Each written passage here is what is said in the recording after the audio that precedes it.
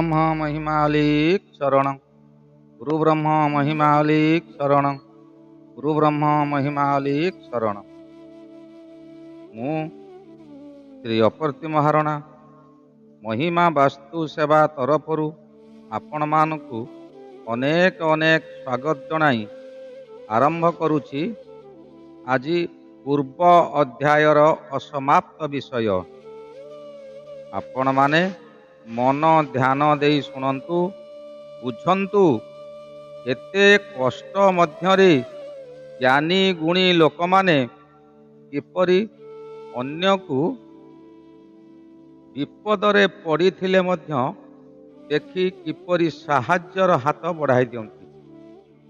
तेबे सुनंतु। महाराज प्रतिदिन प्रातरु स्नान शौच होई पूर्व दिनर जहा बलका फलमूल थाए तहिरु किछि आहार करी जंगल को जाती। फलमूल जंगलरू आणती। से समय को सान पुअर बयस 7 वर्ष हो गलानी, बड़ पुओ को 10 वर्ष हो गलानी।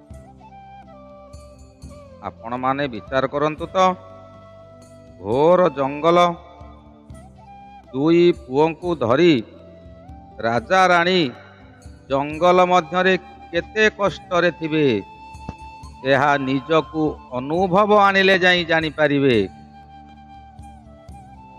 महाराज निकटरे सेपरी अस्त्र शस्त्र मध्य न थाए। संध्या हेले वन्य जंतुंकर विकटाल गर्जन छाती थराई दिए। तांको कुड़िया निकटरे विभिन्न जंतु जीवा आसिबा करुथांती। झरणा निकट होइथिबारु झरणारू पानी पीवा सकाशे महाबल बाघ ठारू आरंभ करी ठेकुआ हरिण मध्य पानी पीवा को आसंती। कौनसी दिन एमानंकु वन्य जंतु माने आघात देई नांती। यार कारण हैला सन्नी महाराज काहाकु मृत्यु दियंती नाही, मृत्युवत कष्ट दियंती, मनुष्य को परीक्षा करंती। महाराज ठारे परीक्षार शेष समय।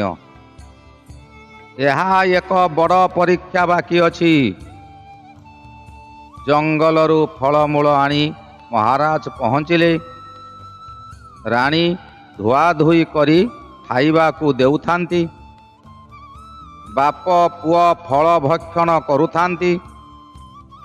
स्वामी फल भक्षण करी न सारिबा पर्यंत सती नारी माने भक्षण करंती नाही। एही समय रे सेही नदी रे एक बोईत जाउथाए। रामचंद्रपुर राज्यर जने बणिक तांकर 6 जन चाकर को धरी बणिज करने को जाउथिले। से सेही ठारे रही गले। बोईत को एक गछ सहित बांधी देई जंगलर मनोरम दृश्य उपभोग करने सकाशे जंगल रे घूरी बुलिले। किछि दूररू देखिले जने सुंदरी रमणी, जने पुरुष ओ 2 गोटी बालक एक गछ मूलरे बसिछंती। बणिक आश्चर्य होइगले। भाविले ये घोर अरण्य मध्यकु मनीष किपरि आसिबे? यहा कौन स्वर्गर देवादेवी? अपूर्व सुंदरी तरुणी देखी बणिकर लोभ हेला। किपरि ताकु उपभोग करिब ताहा भाबी हेला। चाकर माने कहिले, आपण जहा भाबुछंती ओ जहा कहुछंती ताहा केबे संभव हेब नाही। ता पाखरे ताहार स्वामी अछि, से निश्चय तुमको बाधा देव। बणिक ओ चाकर किछि समय बसी କ'ଣ ଗୋଟାଏ ଚିନ୍ତା କଲେ। ମନରେ ଏକ ବୁଦ୍ଧି ପାଞ୍ଚିଲେ। ମହାରାଜାଙ୍କ ପାଖକୁ ଗଲେ। ଦୂରରୁ ଥାଇ ତାଙ୍କୁ ପ୍ରଣାମ କରି କହିଲେ, ଆପଣମାନେ କିଏ? ଏ ଜଙ୍ଗଲ ମଧ୍ୟରେ 2 ଜଣ ବାଳକକୁ ଧରି କାହିଁକି ଘୂରି ବୁଲୁଛନ୍ତି? ମହାରାଜ କହିଲେ, ମୁଁ ସ୍ୱପ୍ନପୁରୀ ରାଜ୍ୟର ମହାରାଜ। ଏ ମୋର ମହାରାଣୀ। ଏ 2 ସନ୍ତାନଙ୍କୁ ଆମ୍ଭେ ସଙ୍ଗରେ ଧରି ରାଜ୍ୟ ଛାଡ଼ି ଦେଶାନ୍ତର ଘୂରି ବୁଲୁଛୁ। ବଣିକ ଭାରି ଖୁସି ହୋଇଗଲା। ଭାବିଲା, ଇଏ ତ ଦେବତା ନୁହନ୍ତି, ମଣିଷ। ମୋର ମନସ୍କାମନା ପୂର୍ଣ୍ଣ ହେବ ନିଶ୍ଚୟ। ବଣିକ ବିନୟ ହୋଇ କହିଲା, ମଣିମା, ମୋର ବୋଇତ ଏହି ଟାପୁରେ ଲାଗିଛି। ଆମ୍ଭେମାନେ ଯେତେ ଚେଷ୍ଟା କଲେ ମଧ୍ୟ ସେଠାରୁ ଟିକିଏ ମାତ୍ର ହଲୁ ନାହିଁ। ବୋଇତ ମଙ୍ଗରେ ଥିବା ଦେବୀ ଜଣାଇଲେ, ଜଣେ ସତୀ ନାରୀ ଆମ୍ଭ ବୋଇତକୁ ଛୁଇଁଦେଲେ ବୋଇତ ସେଠାରୁ ଚାଲିଯିବ। ମହାରାଣୀ ନିଶ୍ଚୟ ସତୀ ନାରୀ, ନହେଲେ ଆପଣଙ୍କ ସହିତ ଜଙ୍ଗଲକୁ ଆସିଥାନ୍ତେ କାହିଁକି? ଏଣୁ ଆପଣ ଦୟା ପରବଶ ହୋଇ ଆମ୍ଭକୁ ସାହାଯ୍ୟ କରନ୍ତୁ। ମହାରାଣୀ ନିଶ୍ଚୟ ସତୀ ନାରୀ ହୋଇଥିବେ। ସେ ଆମ୍ଭ ବୋଇତକୁ ଛୁଇଁଦେଲେ ବୋଇତଟି ଚାଲନ୍ତା। ଆମ୍ଭେ ବହୁତ କଷ୍ଟ ଭୋଗିଲୁଣୁ। ମହାରାଜ ତାଙ୍କର ବିକଳ ଦେଖି ରାଣୀକୁ କହିଲେ, ତୁମ୍ଭେ ଯାଅ, ତାଙ୍କୁ ସାହାଯ୍ୟ କର। ମହାରାଣୀ ସେ ପର୍ଯ୍ୟନ୍ତ ଖାଇନଥିଲେ। ତଥାପି ସ୍ୱାମୀଙ୍କ ନିର୍ଦ୍ଦେଶରେ ବଣିକ ସଙ୍ଗରେ ଗଲେ। ମହାରାଣୀ ବୋଇତ ଛୁଇଁବାକୁ ପାଣିରେ ପଶିଲେ। ବୋଇତକୁ ଛୁଇଁବା ସମୟରେ ବଣିକ ବୋଇତ ଭିତରକୁ ଠେଲିଦେଲା ଓ ବୋଇତ ବାହି ଦୂରକୁ ଚାଲିଗଲା।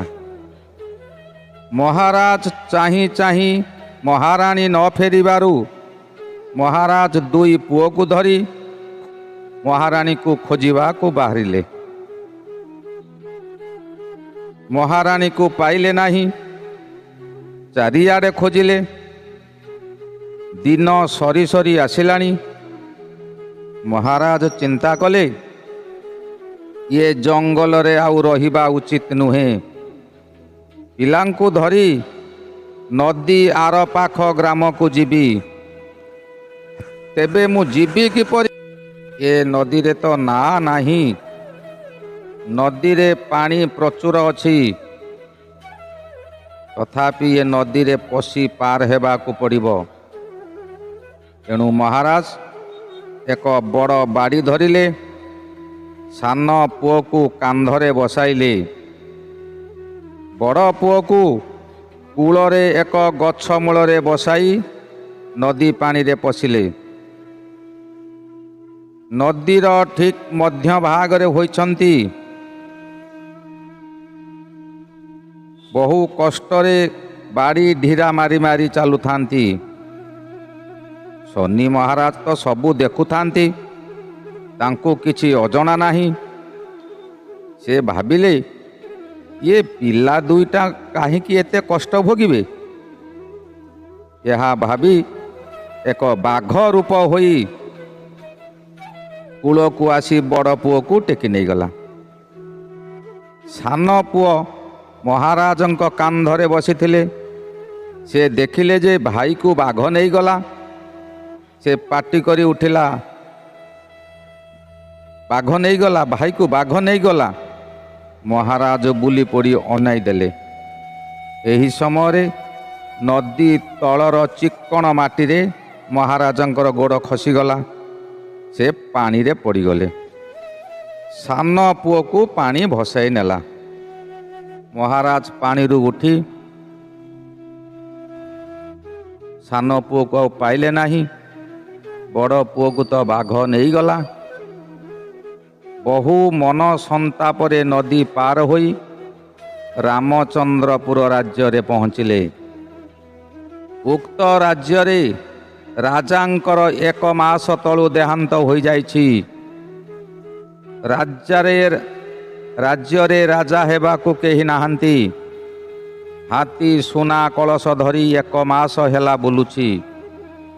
ଯାହା ମୁଣ୍ଡରେ ପାଣି ଢାଳିବ ସେହି ରାଜା ହେବ। ପଥ ମଧ୍ୟରେ ଏହି ମହାରାଜଙ୍କୁ ଦେଖି କଳସ ଏହାରି ମୁଣ୍ଡରେ ଢାଳିଦେଲା।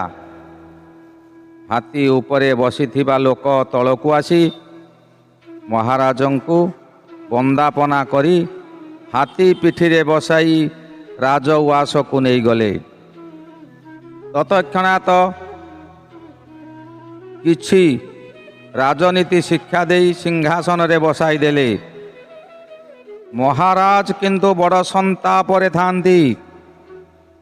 ସ୍ତ୍ରୀ ଓ ପିଲା କଥା ସର୍ବଦା ଚିନ୍ତା କରୁଥାନ୍ତି। ମହାରାଣୀକୁ ସୌଦାଗର ଘରକୁ ନେଇ ତାକୁ ବିବାହ କରିବାକୁ ବାଧ୍ୟ କଲା। ମହାରାଣୀ କହିଲେ, ମୁଁ ତମ କଥାରେ ଏକମତ। ମୁଁ ତମକୁ ବିବାହ କରିବି, କିନ୍ତୁ ମୁଁ ଏକ ବ୍ରତ କରିଛି। 12 ବର୍ଷ ପୂରଣ ନ ହେବା ପର୍ଯ୍ୟନ୍ତ ପୁରୁଷ ଅଙ୍ଗ ସ୍ପର୍ଶ କରିବି ନାହିଁ। ଏହା ମଧ୍ୟରେ 7 ବର୍ଷ ଗତ ହୋଇଗଲାଣି। ଆଉ ମାତ୍ର 5 ବର୍ଷ ଅଛି। ବୈଶାଖ ଶୁକ୍ଳପକ୍ଷ ଏକାଦଶୀ ଠାରୁ ମୁଁ ଆରମ୍ଭ କରିଛି। 12 ବର୍ଷ ପରେ ବୈଶାଖ ଶୁକ୍ଳପକ୍ଷ ଦଶମୀ ତିଥିରେ ବ୍ରତ ଉଦ୍ଯାପନ ହେବ। ତାହାପରେ ମୁଁ ତୁମ୍ଭକୁ ବିବାହ କରିବି। ଏହା ମଧ୍ୟରେ ଯଦି କୌଣସି ପୁରୁଷ ମୋତେ ବଳାତ୍କାର କରିବ କିମ୍ବା ମୋ ପାପ ଆଶା ରଖି ମୋତେ ଛୁଇଁବ, ସିଏ ଭସ୍ମ ହୋଇଯିବ। ସୌଦାଗର ଏହା ଶୁଣି ଭୟ କରିଗଲା। ତେଣୁ ଆଉ 5 ବର୍ଷ ଅପେକ୍ଷା କଲା। ରାଣୀକୁ ଅଲଗା ଘରେ ରଖି ନିଜେ ତାଙ୍କର ଖାଦ୍ୟ ପାନୀୟ ବ୍ୟବସ୍ଥା କଲେ। ଅନ୍ୟ କାହାରିକୁ ସେଠାକୁ ଛାଡ଼ନ୍ତି ନାହିଁ। ମନରେ ଭୟ ଥାଏ, ସୁନ୍ଦରୀ ରାଣୀକୁ କାଳେ କିଏ ଦେଖିଦେବ। ମହାରାଜଙ୍କ ନିକଟରେ ଜଣାଇଦେଲେ ମୋତେ ଉପର କଣ୍ଟା ତଳ କଣ୍ଟା ହେବ, ଆଉ ମହାରାଜ ୟାଙ୍କୁ ନେଇଯିବେ। ଏଣୁ ନିଜେ ସମସ୍ତ ବନ୍ଦୋବସ୍ତ କରନ୍ତି। ଶନି ମହାରାଜାଙ୍କର ଏଥର କରୁଣା ଦୃଷ୍ଟି ଏମାନଙ୍କ ଉପରେ ପଡ଼ିଲା। ଧୀରେ ଧୀରେ ପରିବର୍ତ୍ତନ ହେଉଛି। ଏହାପରେ କ'ଣ ହେଲା? ବଡ଼ ପୁଅକୁ ବାଘ ନେଇଗଲା, ସାନ ପୁଅ ପାଣିରେ ଭାସିଗଲା। ରାଣୀ ବନ୍ଦୀ ହୋଇ ରହିଲେ।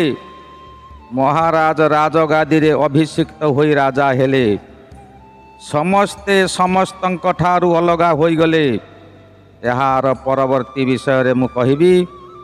ସାନ ପୁଅ ବଡ଼ ପୁଅ ବଞ୍ଚିଲେ କିମ୍ବା ମୃତ୍ୟୁ ହେଲା। ଏହାଙ୍କର କିପରି ପୁଣି ମହାମିଳନ ହେବ,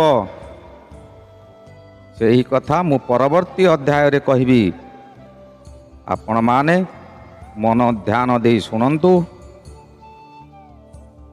ପୂର୍ବ ଅଧ୍ୟାୟ ଯେଉଁମାନେ ଶୁଣି ନାହାନ୍ତି, ପୂର୍ବ ଅଧ୍ୟାୟ ଶୁଣନ୍ତୁ।